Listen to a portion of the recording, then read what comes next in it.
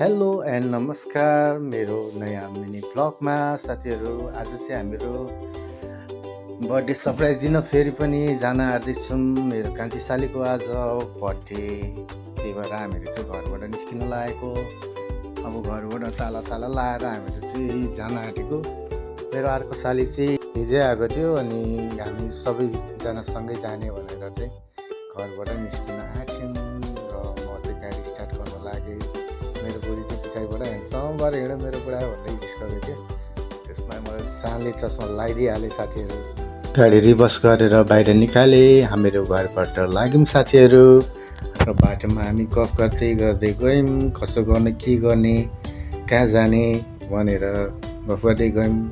मेरो सालीको बेलबारीमा स्टुडियो छ नि त, मेकअप स्टुडियो, अनि त्यहीँ गरौँ न त भन्ने सल्लाह भएर हामीहरू लाग्यौँ। हामीहरू बेलबारी पुग्न लाग्यौँ साथीहरू। यति भन्दै हामीहरू बेलबारी पनि पुग्न लाग्यौँ साथीहरू। अनि अब दोकानमै सरप्राइज दिने कुरो भयो। अब के गर्ने त, डेकोरेसन कसरी गर्ने के गर्ने भन्ने कुरा गर्दा गर्दै हामीहरू लगभग बेलबारी पनि पुग्न लाग्यौँ साथीहरू। मेरो बुढीले भिडियो गर्दै थियो, पछाडि अब पुरा गफ गर्दै बनाउँदै रहेछ। मलाई पनि देखाएर मेरो ह्यान्डसम बुढा कहाँ हिँडेको यति ह्यान्डसम भएर भनेर देखाउँदो रहेछ। म पनि पुरा सानो दिइरहेको छु नि त साथीहरू भन्दै हामीहरू मेरो सालीको दोकाननिर पुग्यौँ साथीहरू। र हामीले घरबाटै सामानहरू पनि अलिअलि बनाएर लगेको थियौँ नि त खानेहरू, अनि त्यो लिएर माथि अब दोकान चाहिँ माथिल्लो तल्लामा छ। अनि सामानहरू बोकेर गयो। म चाहिँ अब गाडी त्यहाँ देख्यो भने सालीले थाहा पाउँछ भनेर गाडी लुकाउनलाई माथि मेरो दाजुको पसलतिर लागेँ साथीहरू। र अनि गाडी पुऱ्याएर म चाहिँ दोकान फेरि आइसकेँ। सालीको दोकान यही हो साथीहरू। तपाईँहरू पनि पार्लर सम्बन्धी केही सिक्न चाहनुहुन्छ भने एकदम सुपेद मूल्यमा सिकाउँछ मेरो सालीले भन्दै भित्र छिरेको त पुरा मेकअपमा व्यस्त रहेछ मेरो बुढी सालीहरू त। घरबाट मेकअप गर्दै नगरी आएको, यहाँ त अलिअलि यसो राम्रो हुनु पऱ्यो नि भन्दै मेकअप गर्दो रहेछ। हामी छोरा मान्छेहरूलाई चाहिँ मेकअप जस गर्नु पर्दैन, जस्तो छ जे छ राम्रै छ। हामी छोरा मान्छेहरू चाहिँ, छोरी मान्छेलाई चाहिँ एकदमै गाह्रो साथीहरू। लु न छिटो छिटो गर मेकअप भनेर भनेको, मेकअप सकिन आँटेन साथीहरू, डेकोरेसन गर्नुपर्ने भन्दै अब म पनि कस्तो देखेको छु भनेर ऐना देखेपछि त यसो हेर्नु पऱ्यो आफूलाई भन्दै चस्मा लगाएर यसो ट्राई चाहिँ गरिहेरेँ मैले पनि। ल यत्तिकै भएपछि आजको भिडियोले खान्छ भनेर म पनि रेडी भएँ है साथीहरू। र हामी बेलुन फुक्नतिर लाग्यौँ है साथीहरू। अब डेकोरेसनको लागि अब बेलुनहरू बनाउने, बेलुनबाट बनाउने भनेर हामीहरू पुरा फटाफटी गर्न थाल्यौँ। कोही बेलुन फुलाउने, कोही के गर्ने कोही के गर्ने भयौँ। त्यतिकैमा हाम्रो अर्को साली, मेरो साली केराबारीको साली पनि आइपुग्नु भयो। उहाँले पनि हेल्प गर्नुहुँदैछ भन्दै हामीहरू आइपुग्यौँ। हाम्रो साडु भाइ कान्छ अस्तिको बर्थडे बोय पनि आइपुग्नु भयो। त्यसपछि त हामी झन् जोड तोडले लाग्यौँ सबै चारैजना पाँचैजना भएर एकदम फटाफटी बेलुन फुलाउने, कोही के गर्ने कोही के गर्ने गर्दै हामीहरू कामतिर एकदम व्यस्त भयौँ साथीहरू। यस्तै भन्दै अरू उहाँ सिक्ने साथीहरू पनि आइपुग्नु भयो। त्यही भएर हामीलाई अझ सहज भयो डेकोरेसन गर्नको लागि। त्यहाँ मेकअप सिक्ने साथीहरू पनि एकदम फुर्तिलो लाग्यो मलाई। एकदम आउने बित्तिकै झट्टपट्ट कामहरू गरिहाल्ने होइन, त्यस्तो अल्छी नमान्ने। यो सालीले चाहिँ यहाँ पुरा डेकोरेसनको लागि डोरी बाँधेर बेलुनहरू बाँधेर गर्दैछ। हामीहरू चाहिँ पुरा भट्टाभट्टी बेलुन फुलाउने, कोही के गर्ने गर्दैछौँ। म चाहिँ यसो भिडियो बनाएर बसिरहेको है साथीहरू गलेर क्या।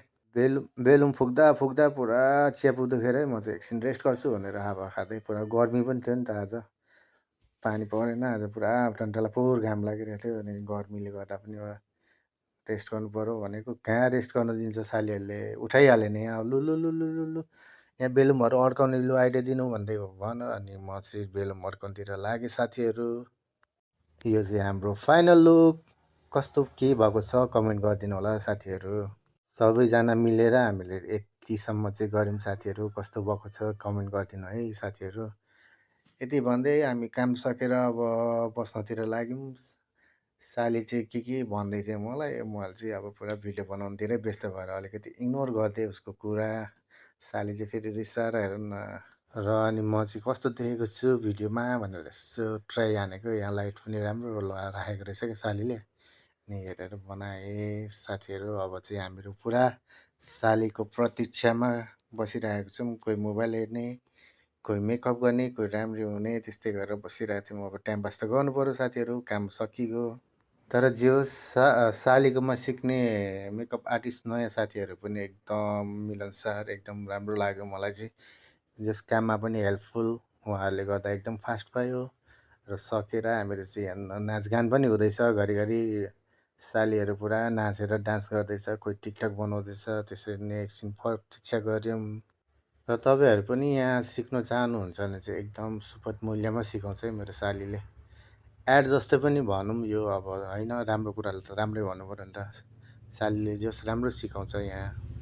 अहिलेसम्म थुप्रैलाई सिकाएर बाहिर विदेश पनि पठाइसकेको छ। A few moments later. यति भन्दै साली आयो भनेर हल्ला गर्न थाले।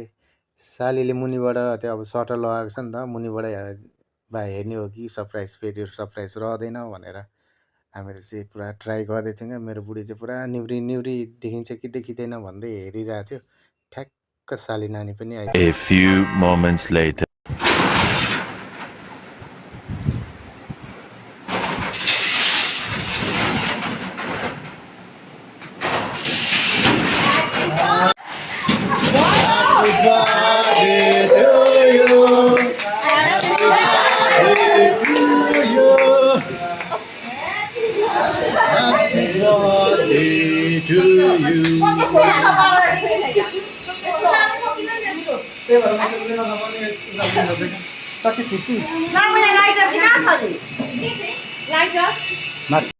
र साली पनि फाइनली आइपुग्यो दोकानमा। उसलाई सरप्राइज दिएको, एकदम खुसी लाग्यो भनेर।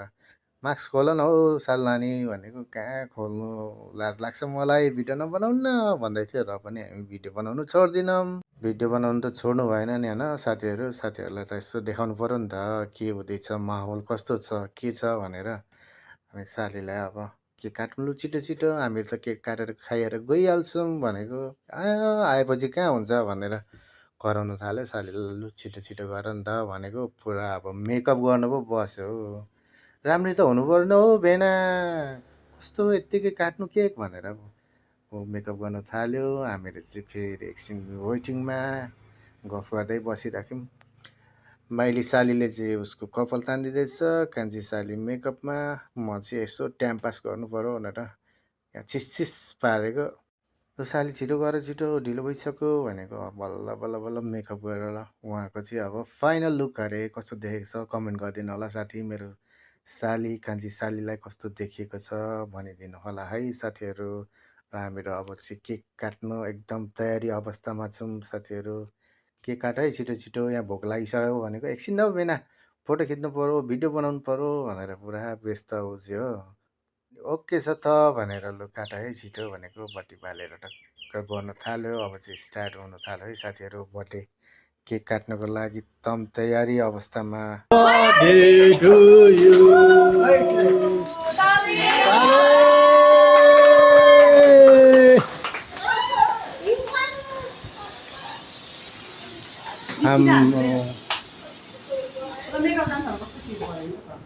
लु केक काट न साल्दा नि छिटो भनेको। विस माग्नु पो थालिन् उसले। विस चाहिँ के मागिन् सुन्नु है त।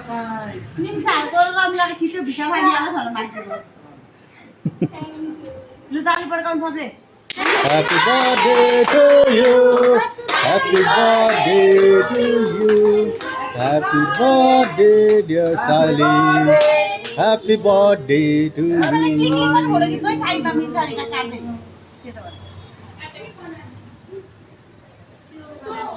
फाइनली केक काटियो साथीहरू। अब केक चाहिँ भाइलाई खुवाइदिन आँटेको छ उसले। केक काटिसक्यौँ। अब छिटो छिटो खुवाएर हामी चाहिँ छिटो छिटो जाने भनेको। एकछिन पर्खिन्न हौ भन्दै रुन खोजिन्छ साली।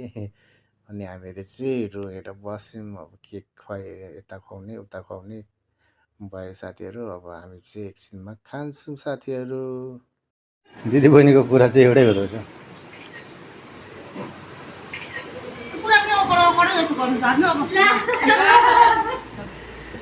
बताइदिनु त खुसी हुनु के हो यस्तो आएदेखिको बम बम बम बम के हो खुसी खै खुसी मुखमा देखाइ छैन खुसी देखाइ छैन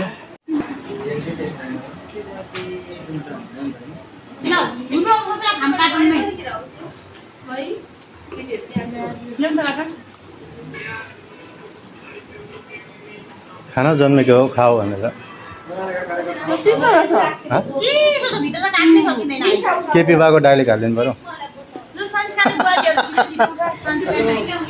आयो खाना जन्मेको हो खाऊ है साथीहरू हामी चाहिँ अब केक काटेर डिस्ट्रिब्युट गऱ्यौँ सबैजनालाई केक खान एकदम व्यस्त छौँ साथीहरू केक खाइसकेर अब नास्ता पनि खाने भन्ने कुरो भयो अब नास्ताको लागि नजाने भनेको होइन पहिला गिफ्टहरू हेर्ने भन्न थालेर गिफ्ट दिने एकदम तयारी अवस्थामा हाम्रो कान्छा भाइ र गिफ्ट पनि दिइसक्नु हो हाम्रो भाइले अब गिफ्ट हेर्ने अहिले खोल्ने भनेर पुरा हामीहरू चाहिँ भोटिङ लाउन थाल्यौँ क्या अब अनबक्सिङ गर्नु पर्यो लु अनबक्सिङ गर्नु छिटो छिटो के छ हामीहरू पनि ल छिटो अनबक्सिङ गरिहाल हामी पनि हेर्छौँ के दिनुभयो हाम्रो भाइले भनेर भनेको अब खोल्नु तयारी अवस्थामा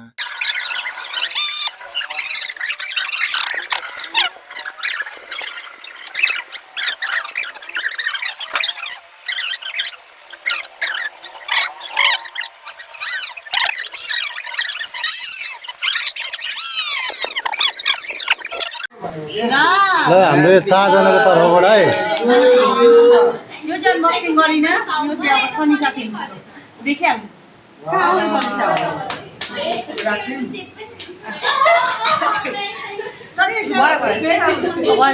सात वर्षको लामो प्रेमलाई विवाहको बन्धनमा बाँधेर हाम्रो मायाले पूर्णता पाएको पनि आज 1 वर्ष पुगेछ समय जति बित्दै जाओस् तिमी प्रतिको मेरो माया प्रेम र स्नेह गहिरिँदै जानेछ जीवनमा जति नै उतार चढाव र कठिनाइ आए पनि तिम्रो साथ पाए हरेक परिस्थिति पार गर्नेछु यो जुनी मात्र होइन आउने हरेक दिनमा पनि तिम्रो श्रीमान भएर जन्मिन पाऊ Oh my god!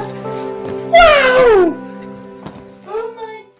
एकदमै राम्रो सरप्राइज गिफ्ट दिनुभएछ हाम्रो भाइले एकदमै मन छुने मन पर्यो मलाई चाहिँ अब चाहिँ हामीहरू यहाँ एकदम कुन खेल हो या खेल खेल्ने भनेर सालीहरूले फेरि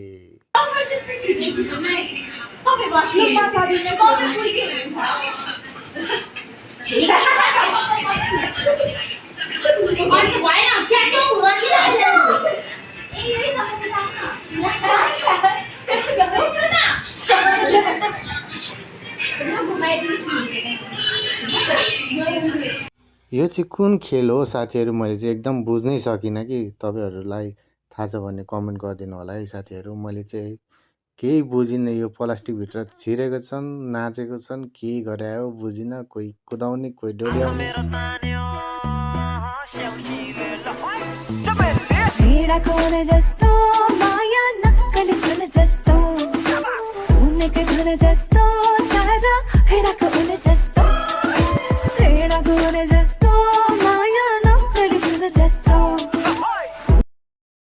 अब सबैजना अब आफ्नो टिकटक बनाउन थाल्यो मैले पनि चान्समा एउटा टिकटक बनाइदिइहालेँ साथीहरू मेरो टिकटक चाहिँ देखिहाल्नुभयो होला साथीहरू कमेन्ट गर्नु होला कस्तो भएको छ खाजा लिनलाई जानुभएको छ अब के खाजा नआउन्जेलसम्म त टाइम पास गर्नु पर्यो भन्दै यहाँ सालीहरू पनि पुरा टिकटक बनाउनलाई एकदम व्यस्त भइरहेको छन् म चाहिँ बिहाइन्ड द सिन भन्दै यताबाट खिचिरहेको थिएँ मैले चाहिँ एउटा टिकटक पनि बनाइसकेँ साथीहरू अनि साली चाहिँ यहाँ एकदम हेर्नु न यहाँ आलु पुरा मिचेर बनाउँदैछ चाहिँ पानीपुरीको लागि अरे यहाँ सालीहरू पनि आफ्नै तालमा पुरा टिकटकमा एकदम व्यस्त बनाउँदै टिकटकमा नाच्दै गर्दै थिए अनि गीतमा पनि नाचौँ न हो सालीहरू भनेर यताबाट जिस्काउँदै थिएँ पुरा लजाएर साथीहरू यहाँ हेर्नु न साथीहरू सालीहरू लजाएर भेनाले ब्लग बनाएर आज लाज लागिसक्यो भनेर पुरा यता हेर्दै लजाएर हेर्नु न साथीहरू नलजाउ न तिमीहरू आफ्नो धुनमा बनाउ न मेरो काम म आफै गर्छु भन्दै थिएँ यहाँ बुढीले फेरि के ल्याएर दियो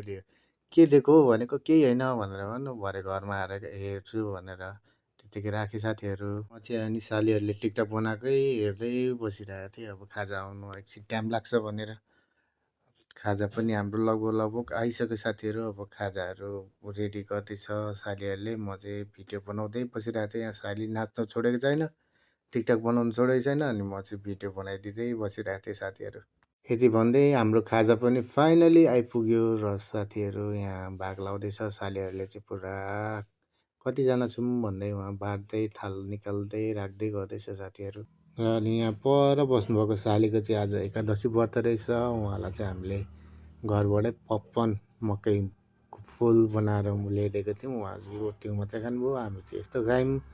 उहाँको मनमा के कस्तो भयो, उहाँले केही बोल्नु भएन र हामीहरू खानातिर व्यस्त भयौँ साथीहरू। र खाइ पनि सक्यौँ। चेस भन्दै हामी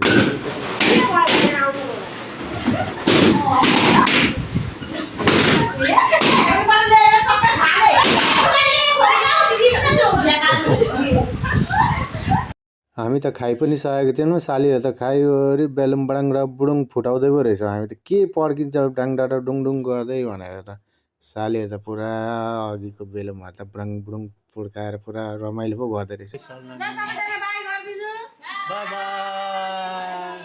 ओके बाई साथीहरू, थ्याङ्क्स फर वाचिङ।